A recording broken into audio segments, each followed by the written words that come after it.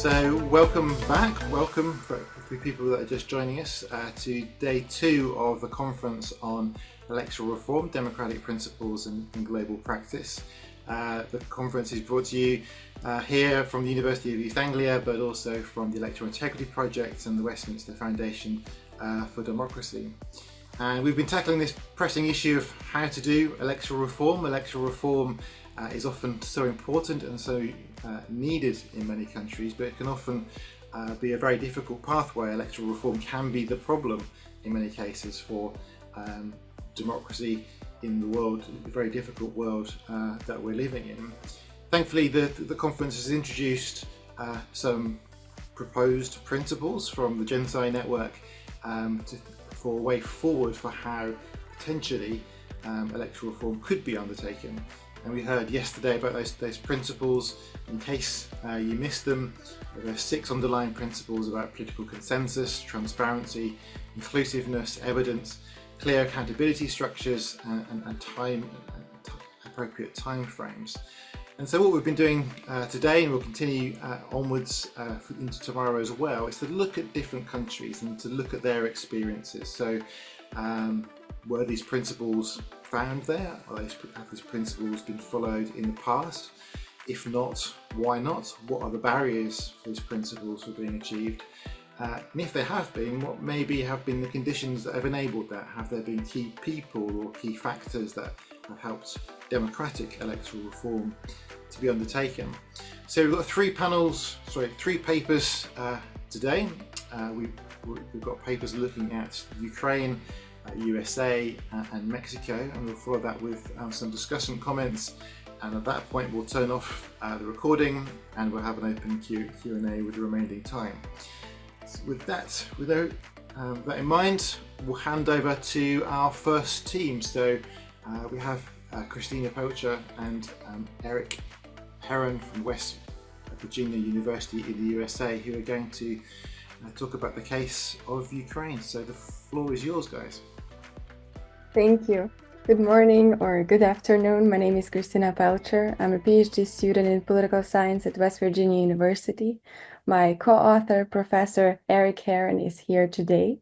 We will discuss our chapter on Ukraine's electoral reform and its compliance with democratic principles.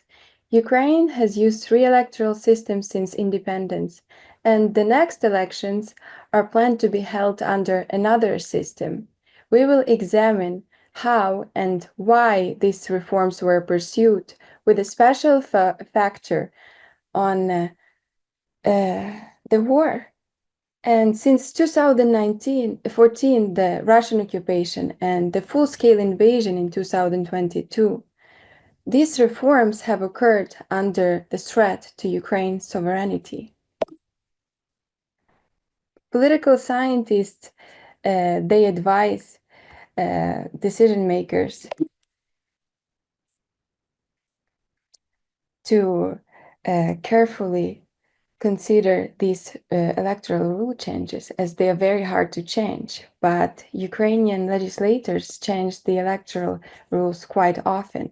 Institutional change in Ukraine has been driven by endogenous and exogenous forces, and politicians have attempted to change electoral systems, often under the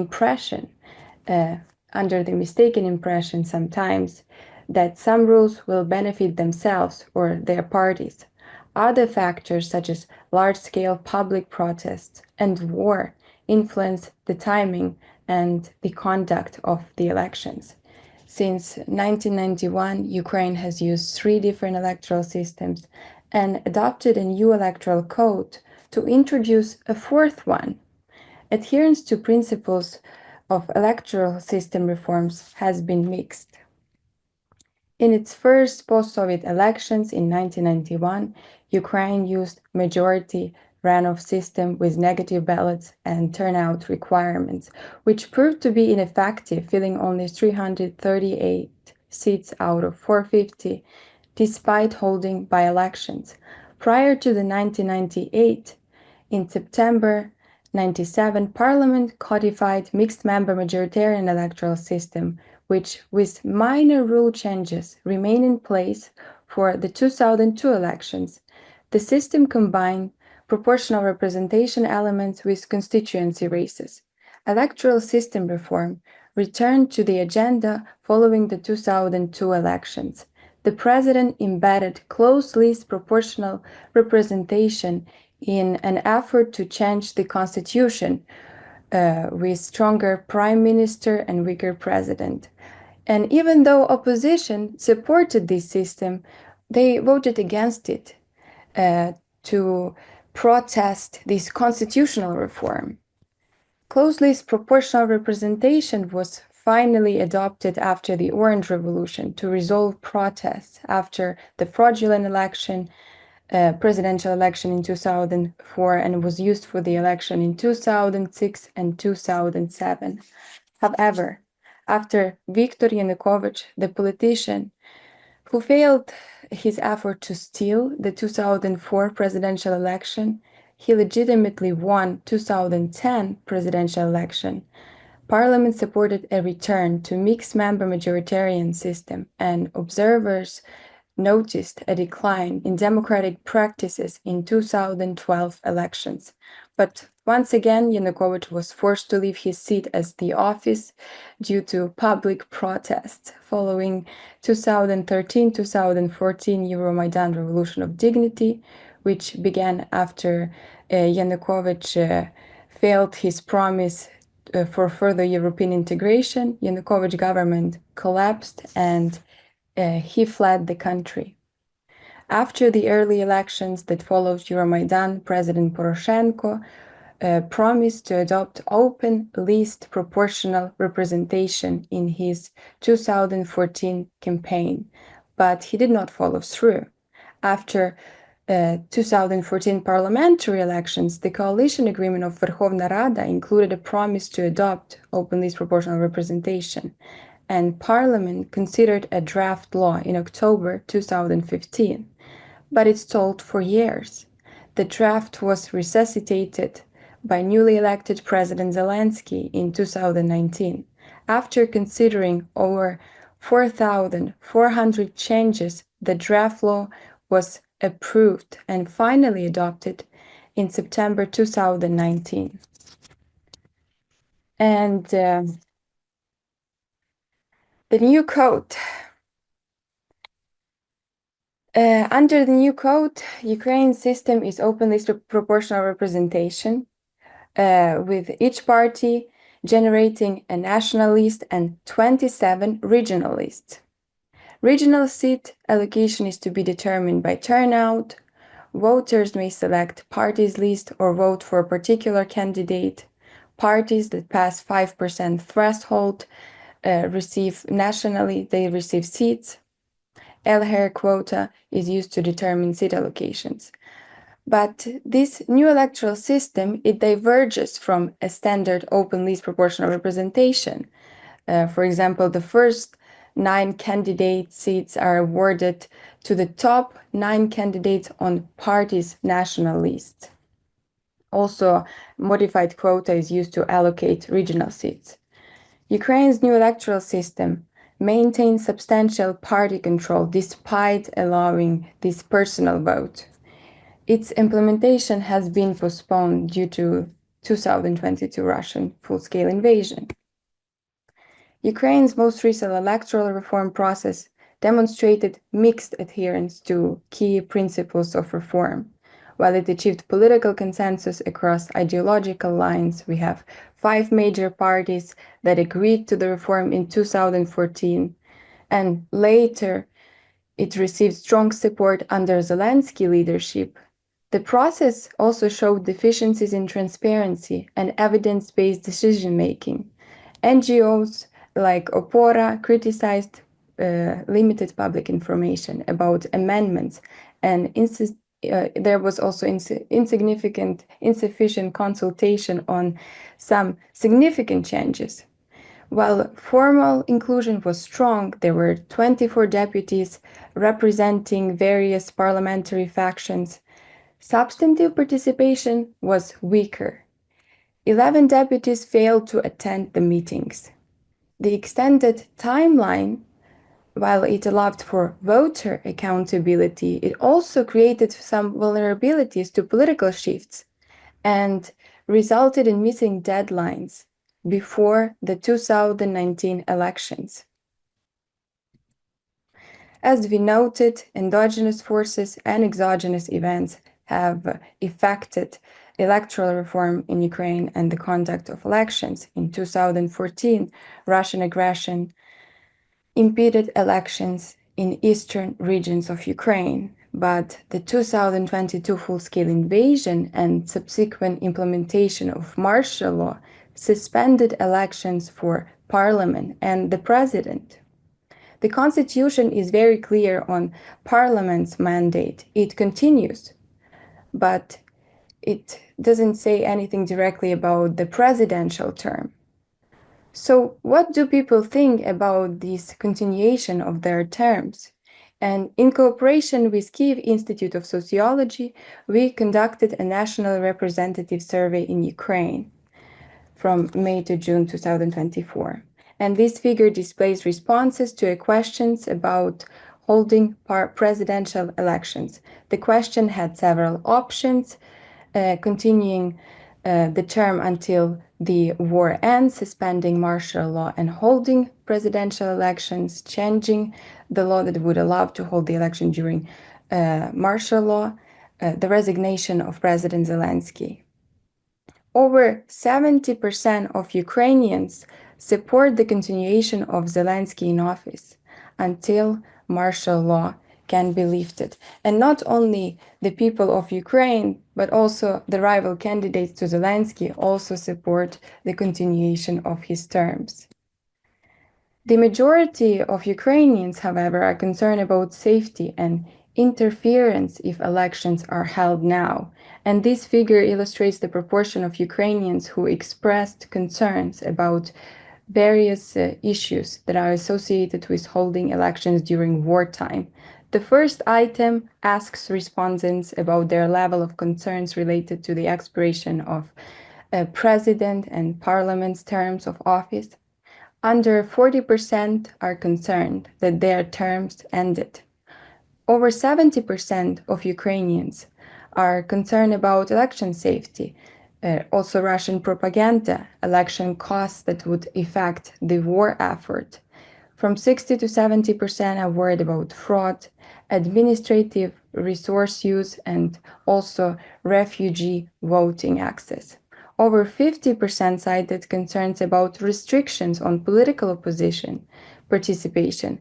And in summary, Ukrainians are deeply worried about elections during wartime. Elections cannot be held under martial law, as the ongoing combat operations, including missile, drone attacks, they just prevent the safe conduct of elections. But after hostilities end, the current electoral system would require certain modifications. The high number of displaced individuals disrupts the electoral system with regional constituencies. Additionally, a seat allocation method based on voter turnout, it risks disadvantaging some areas with low turnout that might appear due to conflict, intimidation, and boycotts. And this may encourage partisans to obstruct repatriation in specific areas in order to boost their party's seat count. Inadequate attention in current code is also paid to the needs of voters with disabilities. Ukraine's electoral system reform has produced mixed results in political consensus, transparency, inclusion, and accountability. The full-scale invasion has created significant challenges for election implementations, with public concerns about safety, cost, fraud risk, and participation of displaced individuals and military personnel. And not only Ukrainian public has been patient about holding elections, but also some other candidates. Still, we have to think about some changes to the future elections. The current system logistics, we see the portion by turnout and connected to the place of residence. It appears incompatible with post-war realities. Future reforms face fundamental tension between expedited rule change and adherence to proper principles. Thank you. Thank you so much. That's a wonderful presentation, so clearly set out and combining obviously the experience of Ukraine with those principles so neatly. So thank you so much. And for everyone else's benefit, obviously the paper is on the website, and so you can follow up and read in more detail there. So we'll move swiftly on then to the next presentation, and this is going to be from Tova Wang from Harvard University. And so Tova, the floor is yours. Good morning from where I am, and thank you, Toby, not just for today, but for including me in a really important project. As Toby said, I'm at the Harvard Kennedy School, and I've been working on voting rights and election reform to increase participation for about 25 years, and I don't think I need to explain to anyone what a challenging thing it is to talk about democratic principles in the United States right now. So, of course, that does cast a shadow over everything that I'm going to talk about, but I think hopefully some of this will still stand by the time the book is published, but we'll see. I don't know if we'll be in the same section of the book at that point, but we'll see. So like in many places, polarization, politicization of institutions and opposing values have characterized much of the activity around election reform. And obviously, with President Trump's claims, false claims of fraud and so on, has poisoned the conversation as well. And also adding to the difficulty is the perceived, at least, politicization of the courts here. So overall, just to talk about the principles from a federal national perspective, needless to say, I suppose consensus is not possible. That has been true for some years now, but obviously is worse now. Although I'll note, for what it's worth, I don't think that this Congress will be able to pass anything one way or the other. Both sides dispute the facts around voting, although really only one side has evidence around it, which I can get into if people are curious in the Q&A. To date, it's fairly transparent, and there is accountability theoretically at the ballot box, but the unbelievable money in politics in the United States and the voting laws that exclude some people really don't make that completely the case. So it's important to understand right away that we don't have actually a national system of elections. We have a very decentralized system of elections, and the federal government actually has very little to do with elections. And that includes things like funding. There is no regular funding stream from the federal government for US elections. There is no EMB, none of those kinds of things that are typical in other countries. And if anything, the federal government may be doing less in terms of voting going forward with all of the cuts. So rather than that, states individually determine the rules within the parameters of the Constitution. And so that means every state has different rules as to when people can vote, how people can vote, where people can vote, how people register to vote, what voting machines are used, how ballots are counted, and on and on and on. So there's a lot of variation, and even some decisions are made at the local level. So in some ways that's a flaw, but in some ways it's also a virtue in that it allows for positive advancements to be made in the states, even as we have a more difficult national landscape. And that gives an opportunity for civil society in particular to be more engaged at the state level, even under current circumstances. And I'm going to be talking about two states where in 2023, they were able to advance in a fairly democratic way two very major transformative voting rights bills that expanded the franchise. And it's a very interesting story to me because the two stories of the two states are very similar. Basically, in a nutshell, after years of policy experts and lobbyists and elites of that kind fighting these battles for election reform and in many cases failing, the campaign shifted to being run by organizers, what I think a lot of people will call civil society, but we would call grassroots organizers in some cases, rather than these kinds of elites, and demonstrated the need, especially perhaps more than ever, for grassroots organizations, particularly rooted in minority communities, to take the lead in these states and demand that the processes be democratic for passing election reform, and that election reforms that are passed are in the direction of including more people. So I have two case studies, and I want to be clear that these are totally qualitative. They were based on a great number of interviews with stakeholders across the board, but it's hard to have actual documentary evidence or any kind of quantitative evidence. So I would welcome ideas for that going forward. But the first state is New Mexico.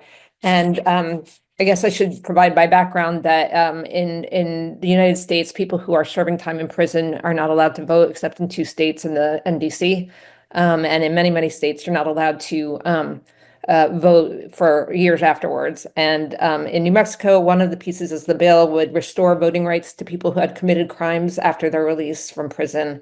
There would be more voter access on tribal land. There's a very big tribal community in New Mexico. It made voter registration easier. It made it easier to vote by mail, which is important for a lot of people in this country.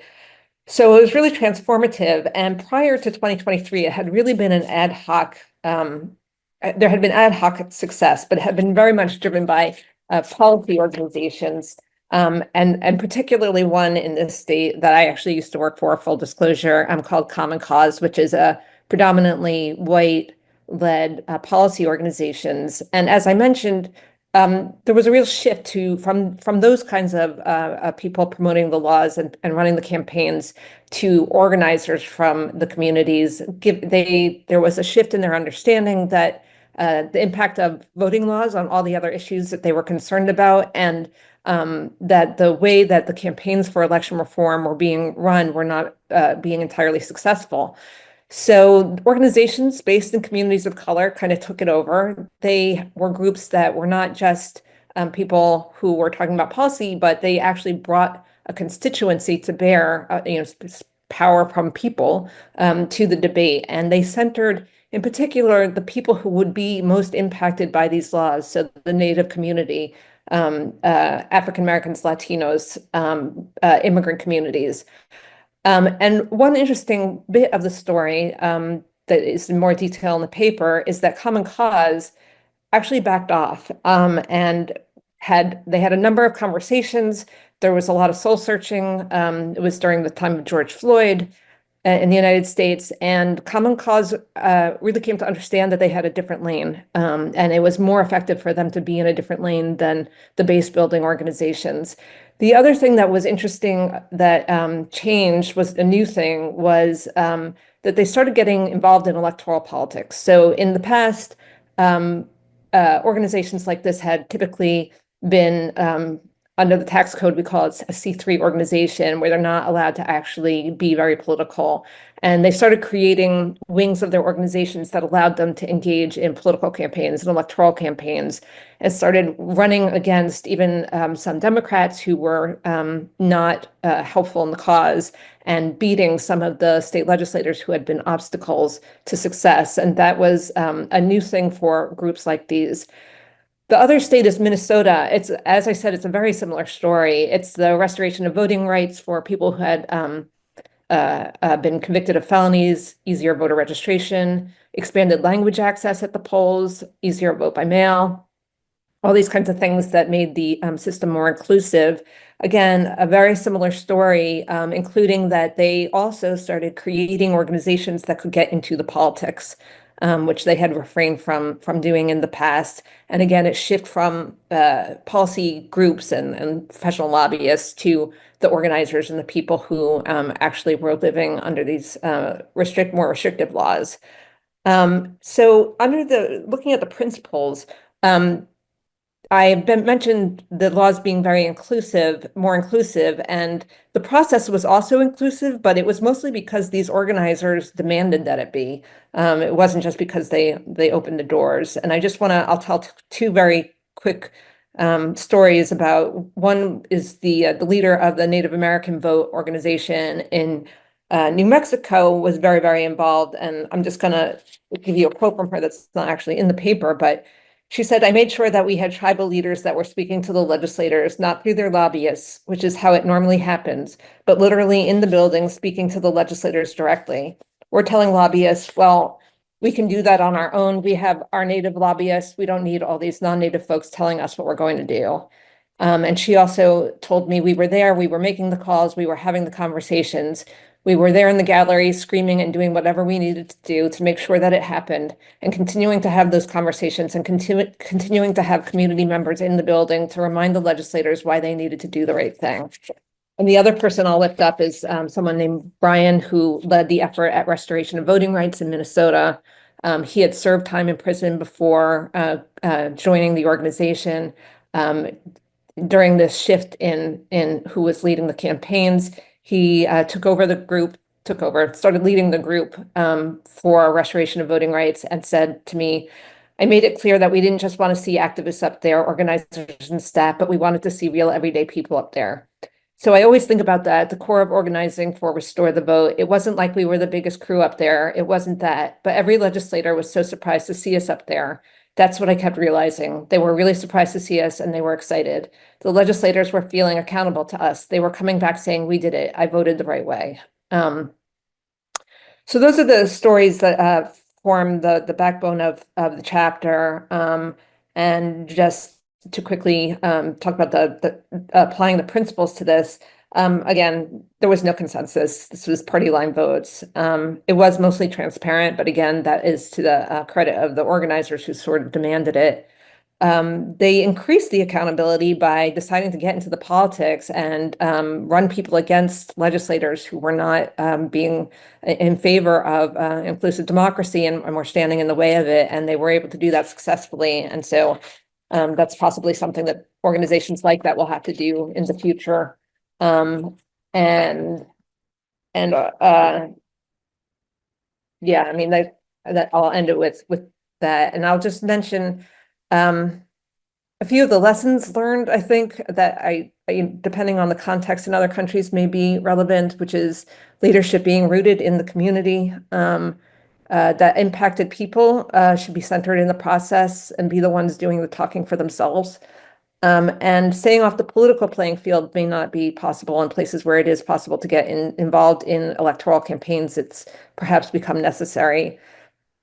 As I mentioned, there are limitations to this research, and I would really hope that there could be a continuation of looking at this type of topic, in particular, getting more deeply into the impact of having directly impacted people be in the lead of these campaigns, and whether that is more likely to lead to success, as it seems to have in these two states.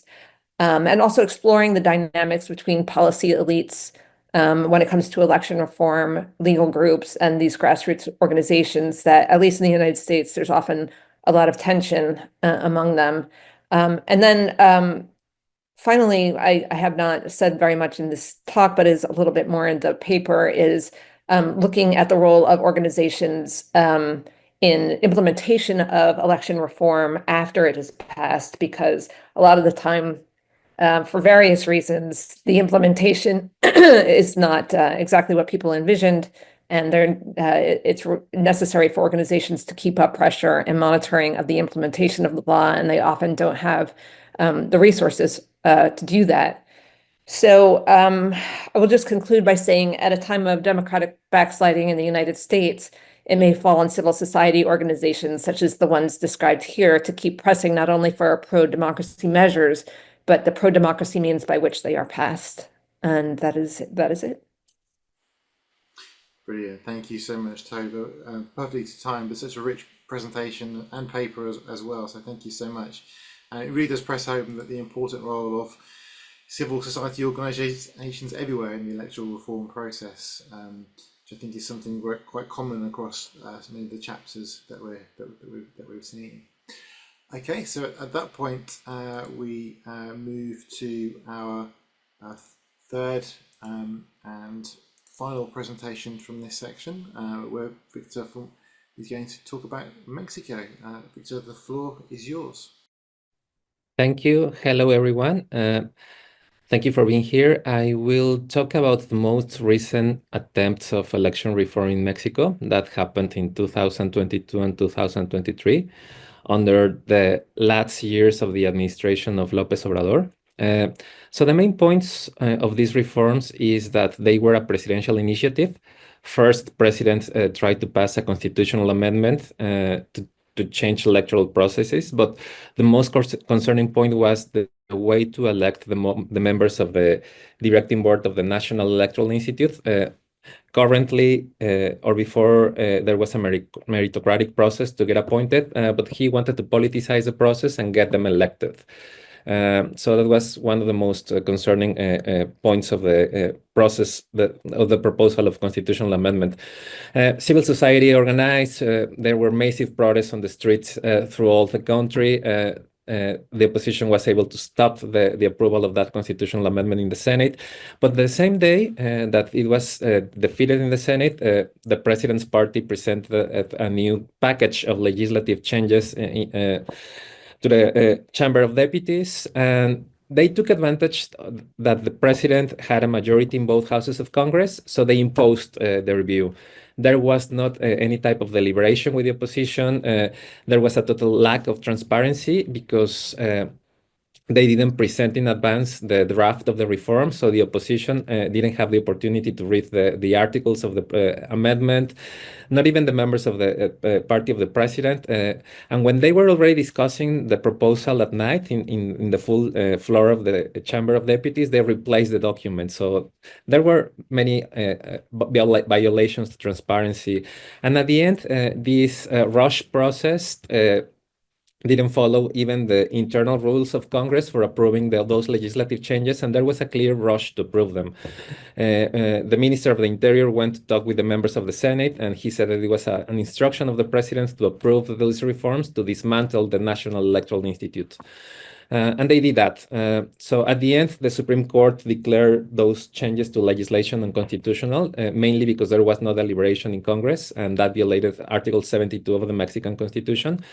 But there was a clear attempt of the president to dismantle the electoral authority. And I think that one of the main obstacles in this process to adhere to the principles of consensus building, transparency, the informed deliberation, the use of best practices is that Mexico has undergone a dramatic change in the party system. During 2002 and 2018, Mexico was an institutionalized multi-party system. There were 3 different political parties. None of them had a majority in any chamber of Congress. So they needed to deliberate, discuss, to make negotiations to pass legal changes. But that has changed. And since 2018, Mexico has moving again to become an hegemonic party system in which Morena controls the presidency in both houses of Congress. And given the numbers and the power they have, they are able to impose their views without the need of deliberation or inclusion or any of those principles. So these are the main points of the talk. Mexico, constitutionally speaking, is a presidential system. In terms of horizontal division of powers, there is an executive branch, legislative branch, and a judiciary, but it's also a federal system. But the degree to which checks and balances and federalism work depends on the degree of party system fragmentation. Under unified government, presidents have more power.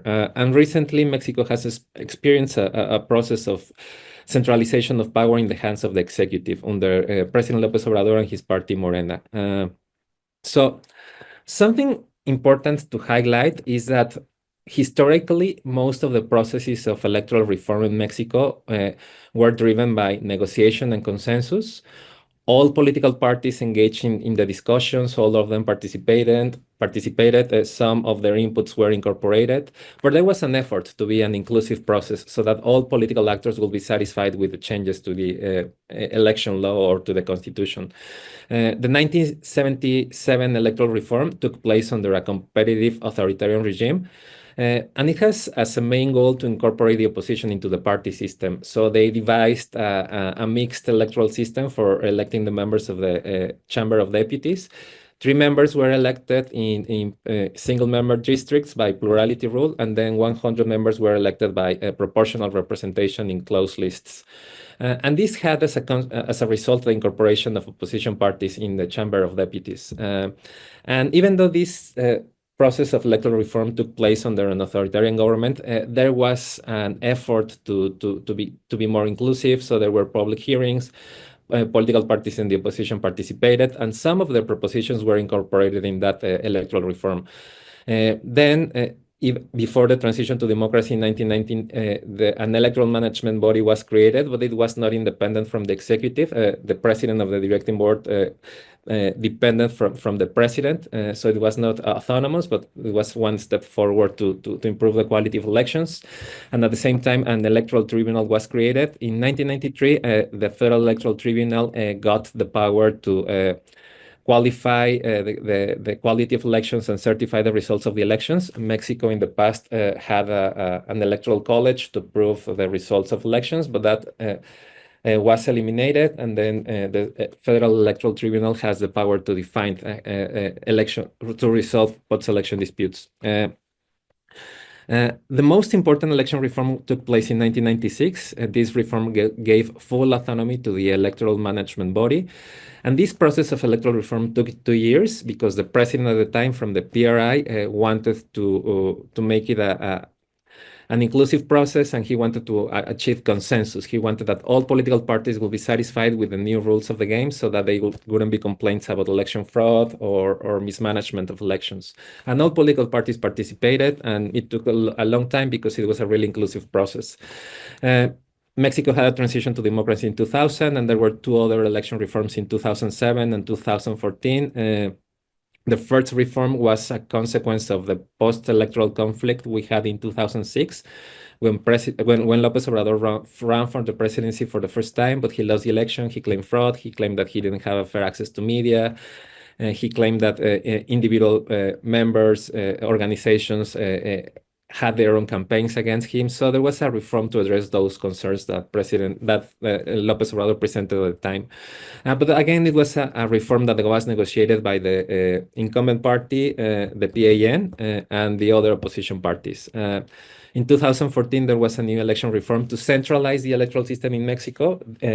There were local electoral management bodies in each state, but some of their functions were transferred to the National Electoral Institute. So the Federal Electoral Institute was replaced by a National Electoral Institute that absorbed some of the functions of the local electoral management bodies. But again, it was the reform was the result of a process of negotiation between the 3 main political parties. What we saw a few years ago was an effort to impose the view in politics from the President López Obrador. Since he lost the presidential election in 2006, he had accused the national electoral authorities of fraud, that they were corrupt and they needed to be dismissed. And when he came to power, he started taking actions to dismantle those electoral institutions. So his constitutional reform proposal in 2022 wanted to replace the method for appointing the members of the directing board of the National Electoral Institute and electing them by popular vote. And this will have shifted the incentives for the people that wanted to get a position in the National Electoral Institute from demonstrating experience and expertise to securing the favor of the president's party, to be included in the list of the candidates that people will be able to vote, and then winning a popularity contest. So that was a move that was regarded as a threat to the autonomy and professionalism of the National Electoral Management Body. He also wanted to totally disappear the local electoral management bodies in a federal system, and everything will be absorbed by the National Electoral Institute. So there was a move against federalism. Just states wouldn't have any say in how to organize elections anymore. He also wanted to cut public funding for political parties and reduce the size of Congress and change the method of electing members of Congress from the mixed system that was instaurated in 1977 to a pure proportional representation. And therefore, there was a public backlash among citizens, NGOs, and the opposition. They regarded this constitutional reform as a way to dismantle the National Electoral Institute and attacking its autonomy. So there were massive protests in Mexico City and in 100 cities all over the country against this proposition. So this enabled the opposition to defeat the constitutional amendment process in the Senate. But the very same day that that constitutional amendment was blocked in the Senate, the president's party presented another package of initiatives to change the electoral system through changes to general laws. In the morning, the Senate blocked the constitutional amendment, and at night, the Chamber of Deputies was discussing this new package of reforms. And there were key concerns about this package of reforms because they wanted to give the president, through the Ministry of Foreign Affairs, gaining control on the list of eligible voters, and that could be an opportunity for tampering the list of people that could vote in elections. In the past, during the PRI rule, during the hegemonic party, the government used the list of eligible voters to decide who could vote and who couldn't. And then with this reform, again, the executive will have authority in defining and integrating that list. They wanted to introduce electronic voting, but didn't allow the National Electoral Institute to do that research. They gave it the task to an agency of the executive, the National Council of Science and Technology, that was not independent and that was totally subservient to the executive. And perhaps the most worrisome proposal was to dismantle the National Electoral Institute professional civil service career. 85% of the members of the professional civil service career will be dismissed with this proposal. And therefore, the expertise and the experience accumulated in the institute will be thrown away. They presented the process of legislative changes didn't follow the principles of consensus building, inclusion, transparency. When they discussed the proposal in the Chamber of Deputies, they didn't send the proposal to congressional committees. They avoided it, saying that it was of urgent resolution. But they didn't justify why it was an urgent resolution. So simply the majority party simply approved that. So it went to the floor, and they were discussing that within a few hours that the bill was presented. They didn't make viable any draft of the articles that they were changing, so the opposition didn't have an opportunity to know what they will be voting. They presented motions to avoid the discussion of the law in the full floor of the Chamber of Deputies because they didn't have access to the draft. But again, the majority of the President's party disregarded those motions, so they approved those changes by night in the Chamber of Deputies. It was sent to the Senate, and in the Senate there were again violations to the legislative process. In theory, they were discussed in Senate committees, but those Senate committees didn't have the majority of votes to approve them. But anyways, they regarded them as approved, and they were sent to the full floor of the Senate, and finally they were approved by the Senate. And before being discussed in the full floor of the Senate, the Minister of the Interior went to speak with the members of the Senate that belong to the party of the president and their allies, and he said to them, we need to dismantle the National Electoral Institute, and we need to do it soon because we will go into a congressional recession in December, so it needs to be approved now. And as a consequence of this hasty process of election reform, there was not a technical assessment of the implications of the reform. Like in previous processes of election reform, the National Electoral Institute was always asked for its expert opinion. There have been public forums, academics have participated, international organizations have also given input. But in this process, it was totally politicized. They were simply following the orders of the president. And there was a rush to enact those reforms, and therefore there was no inclusion, no need to build consensus, etc. So they didn't follow these principles that guide democratic election reform processes. At the end, the Supreme Court declared all those changes unconstitutional due to severe violations to the legislative process and the lack of deliberation. But I think this happened as a consequence of a shift in Mexico's party system. And I think we are entering in a new era of a new hegemonic party system where the president has a unified government, support in both houses of government. He still is, like former President López Obrador, he's still de facto leader of that political party, and therefore he's able to dictate decisions, and then the Congress simply follows what he does, because there is also party discipline.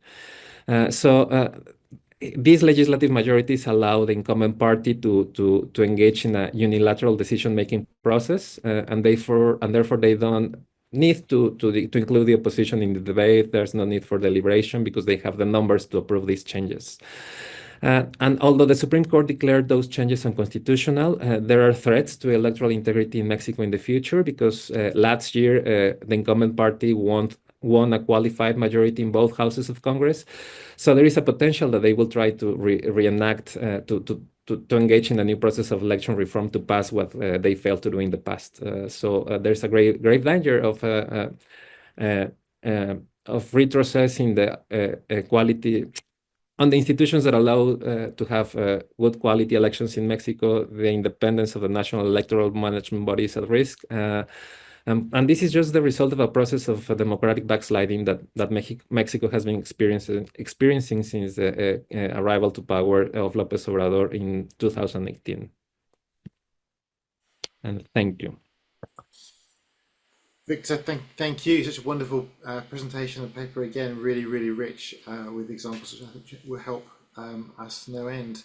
So without further ado, we then move to our discussant. So Bernard Tamas from Valdosta State University. We really appreciate your time in reading the papers, and the floor is yours.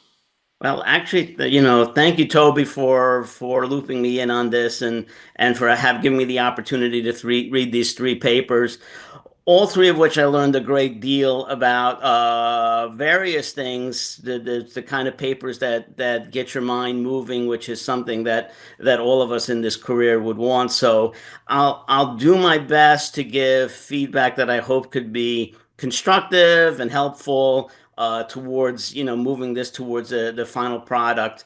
And just as a preliminary thing, Toby had asked me to focus in on the 6 principles, and I tried my best to do that, but the papers weren't always as focused, and I did want to address some other issues as well, or questions, and so I'll do that. But I will say this is one large thing that I saw. So all 3 papers, I think, actually did, and I'm talking now about the written papers.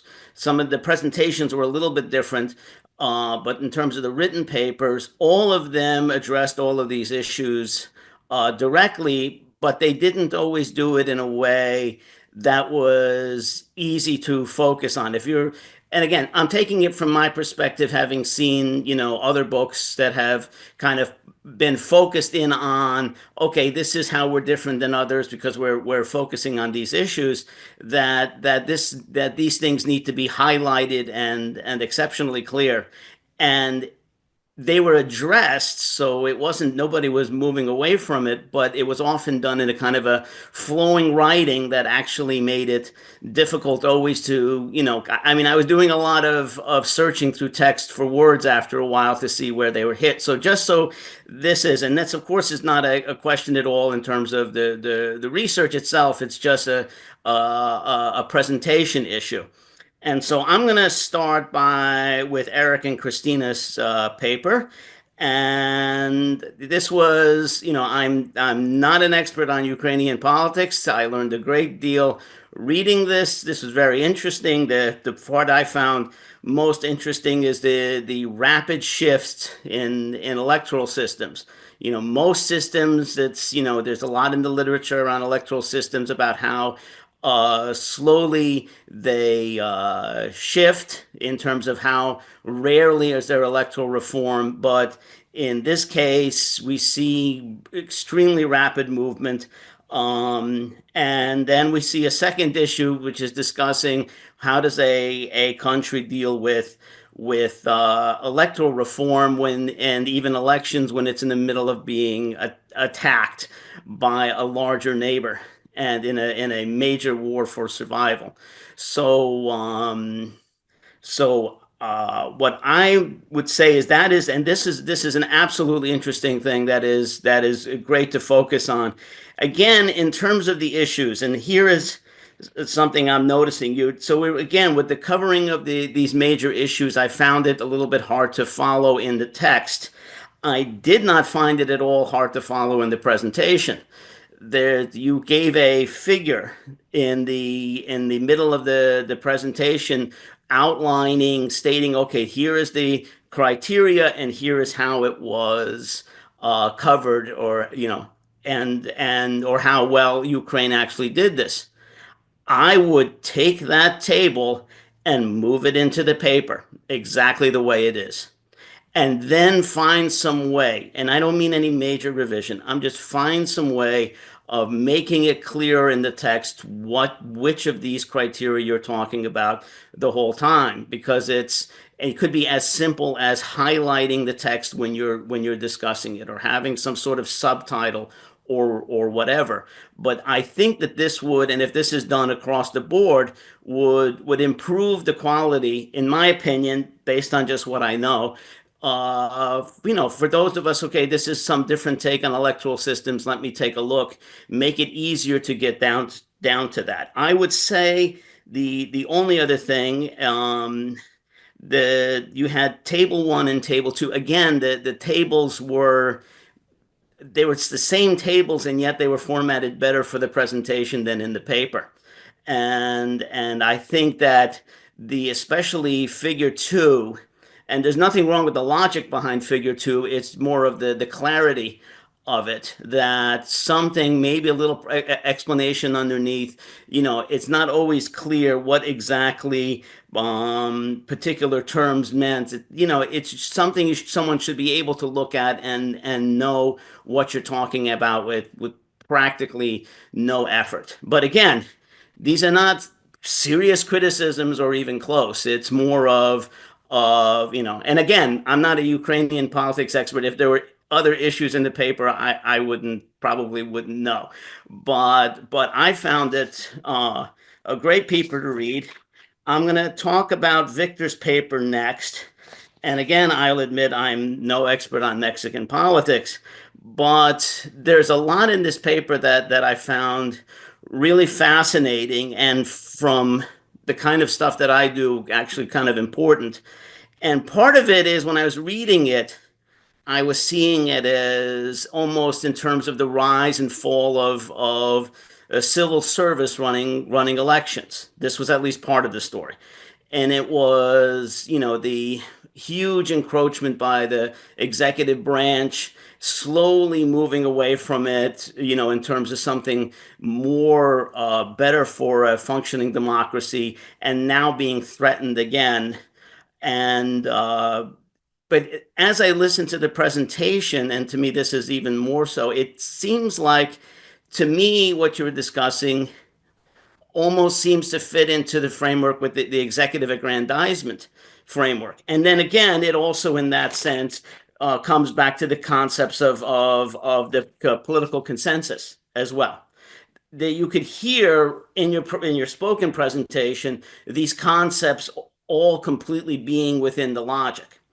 And it's the executive aggrandizement part, I guess, is an interest of mine. That here, what you had talked about is the movement at a point where the executive, the dominant party, would be capable of controlling many of the decisions. Then in 1996, it starts being forced into having to actually compromise. And as the compromises come, we see a system that actually has the civil service functioning better, more independently. And now, as we have a dominant party reemerging, you can correct anything I say, and that's fine. You start having again where now there is again this pulling back from the civil service actually being capable of doing its job. So I did have trouble finding much on the transparency part of it. It was, so in the text, this kind of strength, that the amount that you're actually connected to this work is not as showing as much as I think that you might want it to. And so again, this is barely a criticism. It's more of a suggestion, but really, really enjoyed that. And now, just briefly, again, now talking about Tova's paper about New Mexico and Minnesota and reform. And again, this one I might have a little bit more knowledge on in terms of American politics. And again, I think that she makes one of the critical points, which is in the American case, electoral reform is extremely decentralized, right? That this is more the story in terms of American politics, that it's you're not likely to get large-scale sweeping reform at the federal level, but it's likely to happen in the individual states, which makes it extremely fractured, which makes major change very difficult. And it requires, and this is common in American politics, fighting in terms of battles at the state level. I did have a couple of things that I think maybe you should go back and address, and I could be off on all of these, and so it might just need clarification. And even if it doesn't, these are probably relatively easy to fix. At one point, you had said that the Constitution established the winner-take-all system within, I guess, federal elections. And to my knowledge, that's not usually the story that's told. Usually, it's more that the Constitution didn't address this, possibly because there were really no electoral systems around other than what they had learned from the British. And then it was really the Apportionment Act of 1842, where where Congress had established the single member district systems. Even then, they didn't do it completely, and then it kind of was solidified in the 1967 single member district mandate. So there was, and this is for those of us who study electoral reform in the U.S. It's important because if that wasn't the case, then any chance of any form of proportional representation or major reform would effectively be impossible, practically. And so, the big problem in trying to do reform the House is, and why it may be almost impossible, is everything has to be done on the state level. I mean, how do you produce mixed member proportionality when you have a system where, you can't possibly gain proportionality with the number of seats in a state like Delaware, or Alaska? So that's one of them. And the second one is you had talked a lot about Bush versus Gore. Again, this is not so much in your two state focuses, but the other parts of it. And I'm not sure usually the way that I've read this, there might be a developing debate on this, that what happened was the Supreme Court hasn't treated it as a precedent at all. It was kind of a case that was done, and it's like, yeah, we're going to give Bush the election, but don't ever follow this case again. And now maybe it's starting to rise up at the state levels. In both of these cases, it may just need a clarification. It might just be, I'm not a legal scholar. I might be a little bit off on this. And the third one that maybe you want to address, it's obvious that your focus is, less on like the electoral system overarching, and more on access to voting. But, when I started the paper, I would have almost immediately expected ranked choice to be a focus, because it's the major reform in the U.S. right now in Alaska and Maine. And it's putting in these principles would have been an interesting thing to look at for this. And and it's, this is not what you do, and this is clearly not what you had agreed with the editors. So, that's fine, but it might be worth at least addressing that, in one way, so you're at least acknowledging it as you're moving through. But these are it. I don't really, like I said, I enjoyed all three papers. These things are well on their way to being finished. So most of what I've had to say, and if not all that I've had to say, is relatively minor. And, and so I congratulate the authors on all of their work. And I think that's all I've got. That is really helpful. Thank you so much for all your positive and helpful and constructive comments, which are really, really appreciated.